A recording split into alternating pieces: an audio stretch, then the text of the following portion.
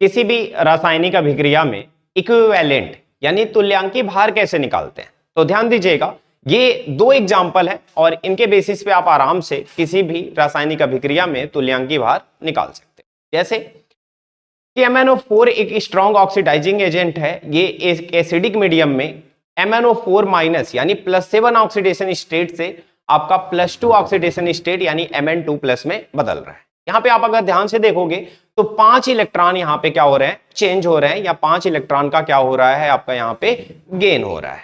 इसका मतलब यहाँ पे जो आपका n फैक्टर होगा वो 5 होगा। अब निकालेंगे कैसे, ध्यान रखना कि MnO4 का पहले आप क्या निकालना, परमाणु भार निकालना, परमाणु भारों का क्या कर लेना, जोड़ कर लेना। जैसे पोटेशियम का 39 होता है, Mn का आपका 55 होता है, ऑक्सीजन का 16 होता है, पूरा जोड़ोगे 158 हो जाए।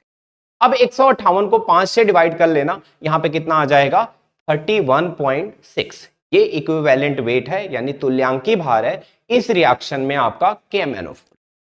इसी तरह से दूसरा एग्जांपल K2Cr2O7 यानी पोटेशियम डाइक्रोमेट का। जब पोटेशियम डाइक्रोमेट को आप एसिडिक मीडियम में लेते हो तो ये भी एक स्ट्रॉन्ग ऑक्सीडाइजिंग एजेंट है और ये बदलता है आपका Cr3+ में। Cr3+ में यहां पे आप ध्यान से देखोगे तो पोटेशियम डाइक्रोमेट Cr2O7 2- में आप देखोगे यहां पे ऑक्सीकरण अवस्था है +6 और बदल किस में रहा है +3। अब ध्यान से देखो, एक परमाणु 3 इलेक्ट्रॉन गेन कर रहा है तो दो परमाणु 6 इलेक्ट्रॉन गेन करेंगे यानी n फैक्टर आपका हो जाएगा कितना 6। आप यहां पे पहले इनका क्या करना, मॉलिक्यूलर वेट निकाल लेना। यानी मॉलिक्यूलर वेट कैसे निकालोगे, ध्यान देना, K2Cr2O7 क्रोमियम का 52 होता है और आपका पोटेशियम का 39 होता है और ऑक्सीजन का 16 होता है, पूरा जोड़ के निकालोगे ये हो जाएगा 294।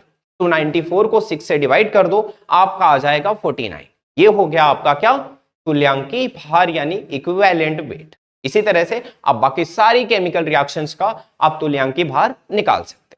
और इस चैप्टर से रिलेटेड आपको अगर पूरे कंसेप्ट चाहिए तो आप डिस्क्रिप्शन में लिंक फॉलो करके आप पूरी वीडियो देख सकते हैं।